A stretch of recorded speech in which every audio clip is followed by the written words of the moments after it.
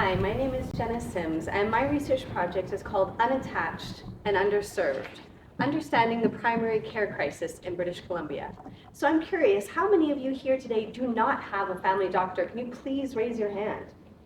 We are among the 6.5 million Canadians who are unattached and living without a family doctor. That's a staggering number, right?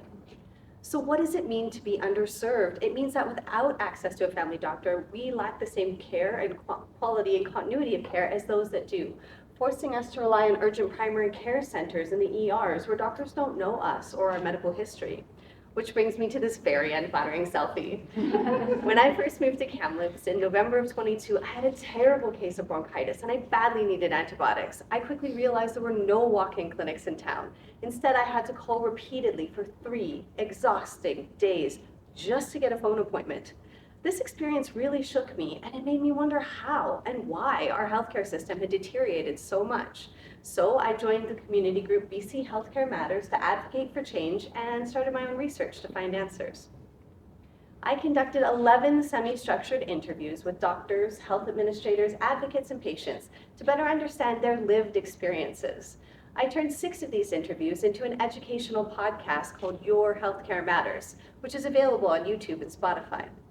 I use these interviews to help guide my research of the academic literature, news media, and government websites to try to answer the question, how might we improve timely patient access and attachment to primary care providers in British Columbia? Now I'm going to start off by discussing the difference between primary care and episodic care by using the analogy of taking care of a car. So primary care for our car would involve going to see a mechanic that we know and trust and doing scheduled maintenance and tune-ups. Episodic care for our car would involve calling up a random mechanic off the internet that we've never met before, only when something has gone noticeably wrong. You wouldn't take care of your vehicle like this, right? So why is it acceptable in our society to take care of our bodies in this way? Now, the primary care access crisis is a very complex issue, so I've used an iceberg model to help distill down to the different layers. So we start up at the top with the visible events that include things like lengthy wait times for primary care, overburdened ERs, and worsened health outcomes, as well as frustrated patients and providers. Beneath this, we start to see patterns and trends emerging, things like physicians burning out and a shortage of medical professionals that's only been exacerbated by the COVID pandemic. We also have changing demographics and geographical disparities. Beneath this, we see the system structures that hold everything in place, things like inefficient models for primary care delivery, fragmented electronic health record systems, really high burdens for physicians, as well as an underinvestment in general in primary care. Beneath this still, we have the mental models and this belief that primary care isn't as urgent or as important as acute care, as well as being focused on short-term fixes and episodic care, neoliberalism and privatization, and being reactive instead of proactive, which creates this sick care model as opposed to a true healthcare model. So this is my systems map, and as you can see, there are 8 different colored nodes that represent the elements that my research indicated were the most impactful for primary care access. And I'm just going to zoom in and focus on the most important 2, which are the supply of family doctors and all of the factors that impact that, as well as the demand for family doctors and all of the things that are drawing on their attention. If we take a moment to look at the global challenge landscape, this is a study that looked at OECD countries and their ability to get same-day or next-day appointments with either a doctor or nurse. And as you can see, the Netherlands are up here at the very top and Canada is very last. You can also see that between 2016 and 2023, our accessibility has dropped dramatically, which just highlights the urgency for us to address this crisis. Looking at the root cause, in the early 90s, the BC provincial government reduced the number of medical school seats as a cost-saving measure. Meanwhile, BC's population has increased, they've aged, and they've become more complex, as well as physician burnout. All of these factors have contributed to the crisis that we're experiencing today. Looking at this in terms of reinforcing loops, if we start over here with the green box as having the adequate number of family doctors, which we had in the 1980s, you can see this increased the cost of healthcare, which increased political concern over raising taxes to cover these expenses, which they didn't want to do.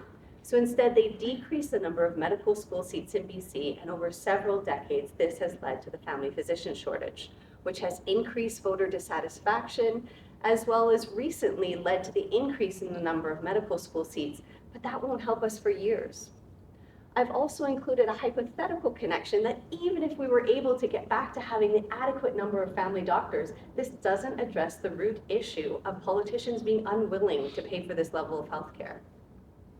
Now, some argue that privatizing family medicine reduces wait times and eases the burden on the public system. But in Quebec, over 750 family doctors left the public practice last year for private pay clinics, only worsening public wait times.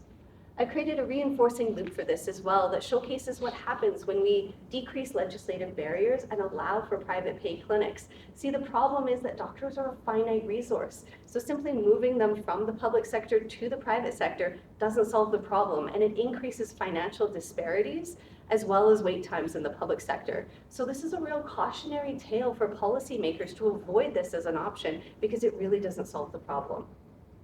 So looking at the solution landscape, the BC provincial government has done many things to try to address this issue. So they've built dozens of urgent primary care centers. They've approved the longitudinal family physician payment model, or the LFP, which all of the doctors that I interviewed were thrilled about because it pays them for longer, more complex patient visits and some administrative tasks. Now, the government has also increased telehealth services and launched the Health Connect registry, which is an online portal that connects patients who are looking for doctors with doctors that are taking on new patients. But the problem is we don't have enough doctors, so this has created a bottleneck and hasn't been very effective. Unfortunately, urgent primary care centers have had little impact due to the high demand and severe staffing shortages, leaving many of them booked for the entire day only moments after opening, which is something that I experienced when trying to access care. Telemedicine can be really beneficial for those that already have an existing relationship with their doctor, but when used in episodic care, it can be potentially harmful, especially if doctors don't have access to patient medical records. So as you can see, all of these solutions have provided incremental impact, but nothing substantial enough to tackle the magnitude of this issue. So looking at gaps and potential solutions, one of the biggest gaps is physicians are overburdened by their workload. So this diagram here illustrates team-based care. So you can see each one of the gray boxes is a different team member, like a nurse or a social worker, that's able to remove some of that burden from the physician and allow the physician to focus on their scope of practice and increase their capacity to see more patients. So this is a much more efficient and cost-effective model. Another gap is that small family medicine practices often lack the funding to expand and hire new team members. So one potential solution is that provincial government could provide grants for doctors who are looking to build team-based care practices. Another gap is that physician assistants currently only practice in ER pilot projects in British Columbia, despite their successful use in many other provinces and countries around the world. One study from the Netherlands showed that adding a single physician assistant to a solo family practice increased productivity by 17%. So one potential solution is to integrate physician assistants both into acute care and primary care to help increase patient attachment. So what did I learn from mapping the system? Well, I learned that short-term Band-Aid fixes don't solve deep-rooted systemic issues, right? What we need is a paradigm shift to support preventative family medicine and team-based care. I also realized that all of these systems overlap with other systems into a larger, complex societal web, which really highlights how all of us are impacted by this issue and the need for action. Single-payer healthcare systems, like the one in BC, give the government control over the only lever large enough to create system-wide change. But there are other important stakeholders that can influence the government. Concerned citizens like ourselves can drive political action by writing to our members of the Legislative Assembly, volunteering with community groups, attending rallies, and voting. My hope is that together we can build a future where all of us have access to the healthcare that we need. Thank you very much.